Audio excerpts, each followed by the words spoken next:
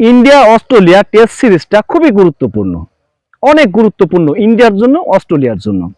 কারণ অস্ট্রেলিয়াকে টেস্ট চ্যাম্পিয়নশিপের ফাইনাল খেলতে হলে সিরিজটা জিততে হবে, আবার ইন্ডিয়াকে ইন্ডিয়াকে টেস্ট চ্যাম্পিয়নশিপের ফাইনাল খেলতে হলে এই সিরিজটা 4-1 ব্যবধানে জিততে হবে। মানে অনেক গুরুত্বপূর্ণ দুইটা দলের জন্যই আসলে। তো বিষয় হচ্ছে, ইন্ডিয়া প্রথম টেস্ট কিন্তু দুর্দান্তভাবে জিতেই নিয়েছে, কিন্তু তো প্রথম টেস্ট দুর্দান্তভাবে জিতলেও ইন্ডিয়ার একটু ব্যর্থতা ছিল। কিন্তু সেই ব্যর্থ হচ্ছে প্রথম ইনিংসে যে ব্যাট করছিল সেই ব্যর্থতা। আর এই ব্যর্থতা ইন্ডিয়ার আজ থেকে না, অনেক আগের থেকেই। বিশেষ করে কিছুদিন টেস্ট দেখছি, কয়েকটা সিরিজ দেখছি, ইন্ডিয়া কিন্তু প্রথম ইনিংসে খুবই বাজেভাবে ব্যাট করছে। আপনি বাংলাদেশের বিরুদ্ধে বলতে পারেন, বিশেষ করে নিউজিল্যান্ডের বিরুদ্ধে প্রথম টেস্টে প্রথম ইনিংসে ইন্ডিয়া মাত্র 46 রানে অল উইকেট হয়ে গেছিল। মানে প্রত্যেকটা টেস্টেই ইন্ডিয়ার একটা ব্যর্থ দেখছি। প্রথম ইনিংসে ইন্ডিয়া খুবই বাজে ব্যাট করছে, কিন্তু খুশির খবর হচ্ছে ইন্ডিয়া কিন্তু দ্বিতীয় ইনিংসে ঠিকই ঘুরে দাঁড়াইছে। যেমন অস্ট্রেলিয়ার সাথে প্রথম ইনিংসে মাত্র 150 রানে অল উইকেট, দ্বিতীয় ইনিংসে ইন্ডিয়া দুর্দান্তভাবে কামব্যাক করেছে। নিউজিল্যান্ডের বিপক্ষে মাত্র 46 রানে অল উইকেট হয়ে যায়, দ্বিতীয় ইনিংসে কিন্তু ইন্ডিয়া দুর্দান্তভাবে কামব্যাক করেছে।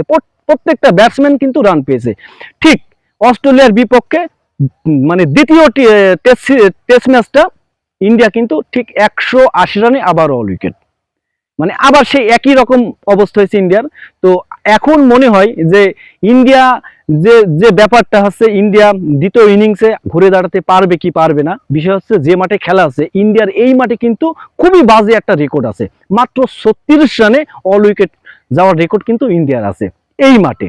এই মাঠটাই ইন্ডিয়ার সবচেয়ে বাজে রেকর্ড এই মাঠে টেস্ট ক্রিকেটে। তো ইন্ডিয়ার অবশ্যই ঘুরে তো দাঁড়াবেই। ইন্ডিয়া 100 রান 180 রান করেছে, কিন্তু এতক্ষণ মানে অস্ট্রেলিয়া যে ব্যাটের যে ধরন দেখলাম, অস্ট্রেলিয়া খুব ভালো ব্যাট করছে।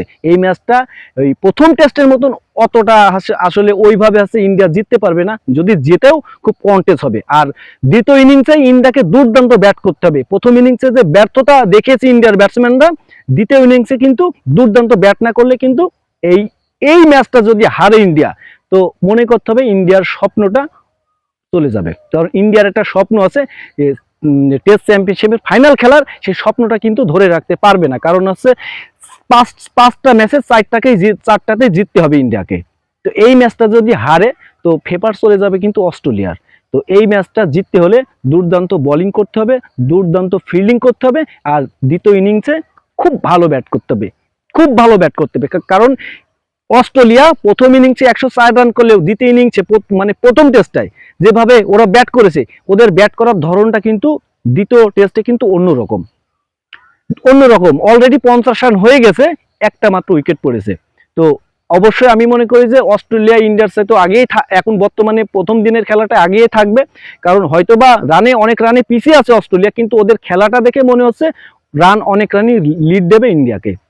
তো ইন্ডিয়ার যে খেলাটা আছে দ্বিতীয় ইনিংসে, ইন্ডিয়া যে খেলাটা খেলে প্রত্যেকটা টেস্টে, এই খেলাটা এই ম্যাচেও খেলতে হবে অস্ট্রেলিয়ার বিপক্ষে। তাহলেই এই ম্যাচটা কন্টেস্ট হবে।